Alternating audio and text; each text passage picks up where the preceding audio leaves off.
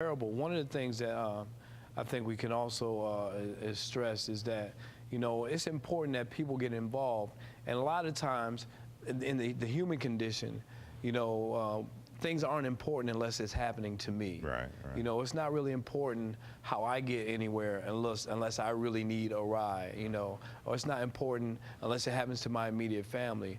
And I think that we should shortcut that whole idea and start to give and contribute to people who already are in that position. Right. I think it's kind of, it's sad to me that a lot of times if nothing happens to us, that we don't feel compelled to do anything for anybody else until it's us, and then all of a sudden we want to wear the badge and get in the march and start our organization or our foundation because it happened to me and everybody should be aware. Right. And I'm thinking we should say you should be aware right now. You should be aware that there are people at dialysis. The young man has already said that it can be a 25% chance if they miss a couple in a month that they may be closer to not living anymore. And so we need to do something about that, and we have the ability right now. So there's a few things helping with the transportation. People can volunteer. Tell us all the ways that they can volunteer to help your organization. Well, the primary thing is driving the patients to their treatments, but also we have a lot of elderly patients who live alone, are unable to, say, for instance, go get groceries, things of that nature. So that's something that a person also could do if they weren't able to, say, for instance, drive 3 times a week. If they have an evening free every week or so, they could go to a dialysis unit, and I guarantee, are numerous patients that just want somebody to talk to or want somebody to, come over and help them straighten out, or maybe go get some groceries for them. Because one of the side effects of having a dialysis treatment is that it's very tiring. So even the few patients that have cars, a lot of them aren't in a condition to be able to drive after a dialysis treatment. Wow. So that we want to make sure that people get involved in that particular nature. Now, I want to talk about something that happened not too long ago.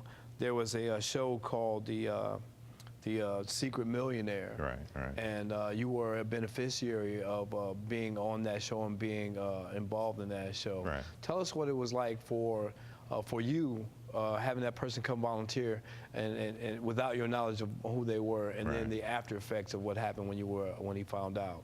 Well, initially, as you said, I thought it was just another volunteer, and he said that he had read some of the articles and things that had been written about our organization and had seen the website and was interested in volunteering. And of course, I said, we need all the volunteers we can get. So he volunteered with us for a few weeks, and he just said he wanted to do the things that our organization does on a daily basis. So he drove some patients. He went to the home of a couple of patients and just helped around the house. And throughout the process, I really had no idea really that they were from this show, or that it was. So what did they tell you? That they were doing a documentary? Well, yeah, that was initially what they said, is that they were doing. They were struggling filmmakers, and they were doing a documentary about grassroots organizations that were making a difference in their community. Okay. And they, were saying that they had read the different articles and things of that nature, and so they asked if they could have a volunteer come and volunteer with our organization. And they said that, it may or may not be seen at some point. So really, I had no idea that it would ever even be seen. Wow.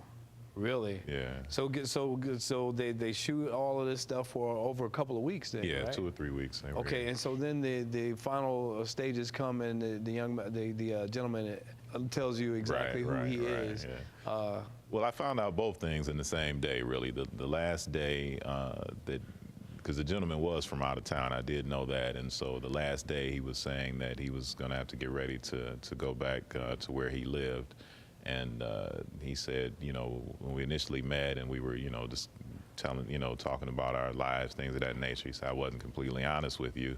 And so I said, okay. And then he's like, I'm a very, very successful businessman, and I want to, help out your organization. So he went in his pocket and gave us a check to help with the organization. Wow. And then almost immediately after that, the people that I thought were struggling filmmakers for 3 weeks told me that they were from ABC and that Wow. it was part of this program. Wow. So that was a great help to you. It was. It was. But what I'd like to talk about as a result of that show, I'm sure you've been contacted a little bit. How much have volunteering has been affected? I couldn't even estimate. We've probably had 200 or 300 calls for volunteers since the show aired, and also I think just raising awareness for what it is that we do and what the patients go through, I think is important. And also as a result of the show, one of our patients was featured in the show. Is a young lady that's on dialysis. She has a young daughter. You know, several people from around the country have called and expressed an interest in donating a kidney to her. So Really? we're in the process of getting all of those people tested to see if they would be a match for her. That's awesome. Yeah, so you know, that is awesome. And, you know, and it's from, now, and one of the things I like for our viewers to understand is that a lot of people may have contacted you out of curiosity because you were on television and all of that stuff, and that's fine. But what we really would like for you to do from this particular standpoint is that you call him not out of curiosity, but we like your curiosity, but your curiosity as to how you can help, how you can be a volunteer, how you can assist in the Really Living Corporation, help somebody really living. So we'll put the information up once again to make sure that you can call and contact, and if you just want to be on TV or something like that, you know, call us and we'll put you on TV. We'll take a picture of you. That's it. But if you want to be effective and you want to make an effect in your community, why don't you get in touch with the Really Living Corporation, and the numbers on the screen. Find out what you can do to volunteer. There's all kinds of aspects, and I really like the point of what you said earlier. Why don't you, if you can't be a transportation person, why don't you find out that day during the week that you have a couple hours and go visit people at dialysis? Why don't you find out that day during the week where you can go and take somebody to go get their groceries, or take some groceries to somebody, or go by there and see if they need stuff moved around their house. Because if they're physically unable to do things, it would help that somebody would care enough to come by and help straighten up the house a little bit. And people love company, you know.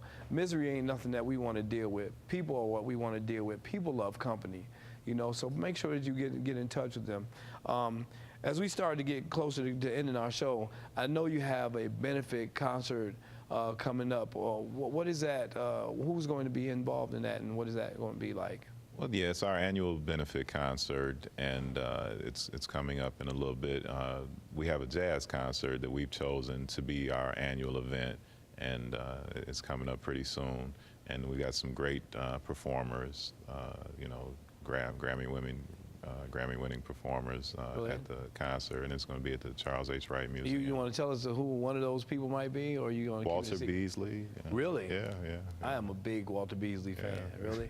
So make sure that that's going to be where? At the Charles H. Wright Museum. At the Charles H. Wright. So if you're in the metropolitan Detroit area, make sure you get in touch with the Really Living Corporation, or even get in touch with the Charles Wright Corporation to find out when that benefit concert is. If you want to be able to donate funds or give funds, this will be one way you can do it. You can give your funds and enjoy yourself all in one night.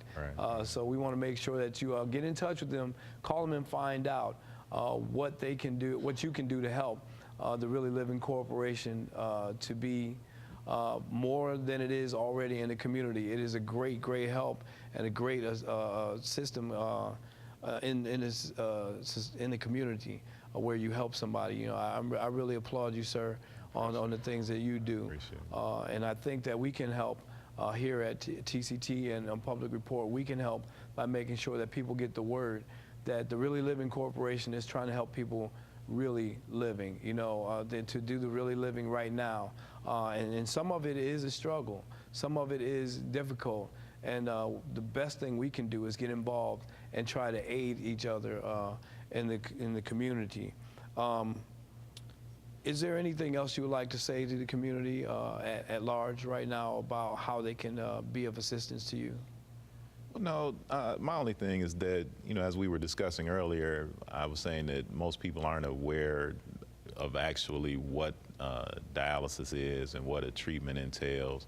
And so people are bombarded with different causes and organizations, and I'm sure a lot of people feel like, well, why is this my problem, or why should I get involved? But I think most of us have a relative or neighbor who has had an issue in terms of kidney failure, diabetes, cancer, things of that nature. And even if they haven't, it could be any of us at any time. I was a 19-year-old college student, so it could happen to anybody at any time. So I think that's the reason why we should care, even if it's not necessarily affecting us or our family. Yeah. As you were saying that, I was thinking about, you say it could be anybody at any time. And I remember being younger, and my grandmother would say, I would say something, relatively smart, in response to something that she would say. And she would just say, keep on living then. You just keep on living, and now you start, as you get older, you're like, you know what? The longer I live, the more things I come in contact with. And so for our audience, the Really Living Corporation is for those people that just keep on living. We keep on living, and we find out how we can come in contact with different things that are going on. So we have to try to be as effective in the effect of helping other people out. And there's no need to wait for somebody to prompt you to help. Why don't you be proactive and step out there and say, how can I help? I think that's one of the things that we can do. And just like Mr. Cook said, that wasn't his dream. In 6th grade, when they went around the class and said, what do you want to do when you grew up? He didn't put his hand up and say, I want to start the Really Living Corporation. That wasn't it, was it? Not at all. And another thing that I want to say lastly, I think it's important to, whether you have a relative that's dealing with it or not, I think it's important to be encouraging and try to be uplifting, because that is something that is extremely difficult to deal with.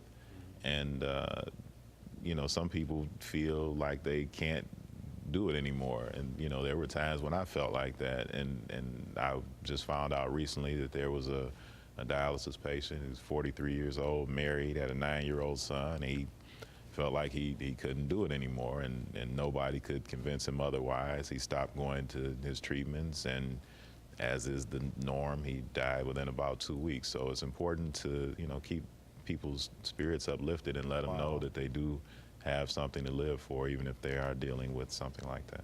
Yeah, I think that one of the things that you touched on in that particular instance is that a lot of times people who are going through things, it's a weight on them, but they need to feel your love and support, and they need to be encouraged, that whatever time they have is precious to not only them, but to you as well, as a family or a friend of that person. So you have to be encouraging and make sure that you let them know how important that is, and then be that person that they can lean on when they feel like giving up, that they don't have to give up, that there's somebody that's counting on them to keep on trying, and then to do all you can to be as supportive as you can. So, before we get ready to go, I want to put the information up one more time, because I don't think we can put the information up enough. Make sure you get in touch with the Really Living Corporation. Call them, go to the website, get in touch with them any way you can. Donate your time, your talents to the Really Living Corporation, because I think it's important that as a community we just go ahead and support each other right off the bat, being proactive and not waiting for something terrible to happen.